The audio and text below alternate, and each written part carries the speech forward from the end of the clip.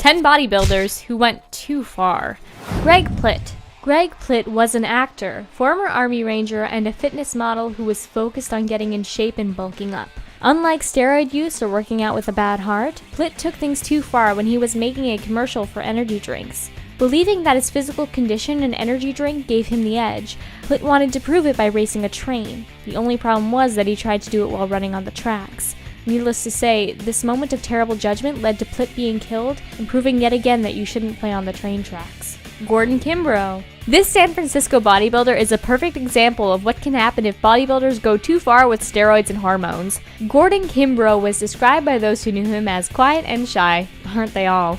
Where this bodybuilder went too far was in taking growth hormones to increase his size and definitions for competitions. Unfortunately, the hormones also altered Kimbrough's personality, as witnessed when he snapped one night and murdered his fiancée in a jealous rage. He's currently in jail, where he no doubt has lots of time for working on his physique. Chad Brothers. Another case of the side effect of steroids, Chad Brothers enjoyed working out and building up his physique. Described as outgoing and jovial, those who knew him had nothing but good things to say. Then, in 2011, Chad was working out at the local gym when video cameras caught him flying to a rage. After punching a fellow patron in the face, Chad was seen running around the gym, knocking over equipment and behaving very strangely.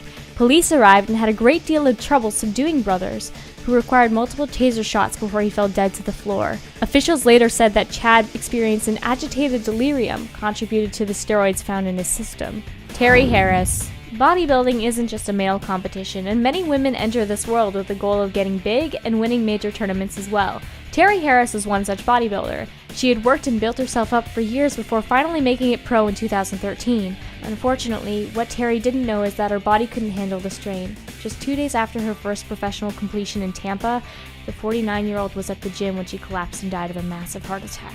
Steve Mikulik.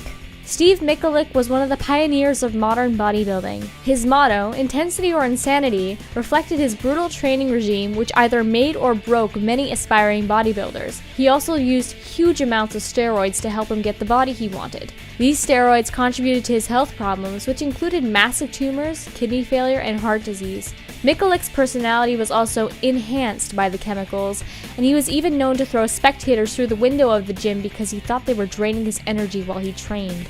Denise Britkowski. As we've already seen, pushing too hard in the world of bodybuilding can have some serious consequences not only for men, but women as well. Denise Britkowski had a relatively brief bodybuilding career stretching from the late 1980s to the early 1990s. Britkowski's workout regime gave her an impressive physique and made her appear like a cross between Barbie and He-Man. Steroid use, as it does for most female users, took its toll on the 1993 Miss Olympia runner-up, however. Today, Denise looks nothing like her old self thanks to her masculine appearance and extensive facial hair. Anthony D'Arzo. Anthony D'Arzo is proof that while bodybuilding can make you look healthy on the outside, it can mask weakness and illness on the inside. Always pushing to get bigger and pump more iron, D'Arzo had been warned by doctors that he had a weak heart. Ignoring the warnings, the bodybuilder pushed on with more weights and steroid use, draining his already struggling heart. Just hours before a competition, the 44-year-old sat down on the bed and died in the middle of a discussion with his friends. Romario dos Santos Alves. Sometimes bodybuilders just can't get to the size they want. Those who don't go the steroid route often turn to synthol, a chemical which can be injected into the body to give the appearance of larger muscles. Romario dos Santos Alves was one such bodybuilder who went this route. Romario injected so much synthol into his arms that they swelled to 25 inches. You could say, however, that he went too far. The synthol hardened in his arms, and doctors were almost forced to amputate both arms in order to save his life. In addition, his kidneys were damaged from the chemical injections, and children were frightened by his appearance, often running away in horror. Nasser El-Sambati. Born in Germany, Nasser El-Sambati was a professional bodybuilder who competed from the 1980s to the early 2000s. A constant participant at the Mr. Olympia competitions, he was also featured regularly on the covers of bodybuilding magazines. In order to remain competitive with the other contenders, Nasser was a known user and proponent of steroids. Unfortunately, years of steroid use and the strain of maintaining his body size played havoc with his health.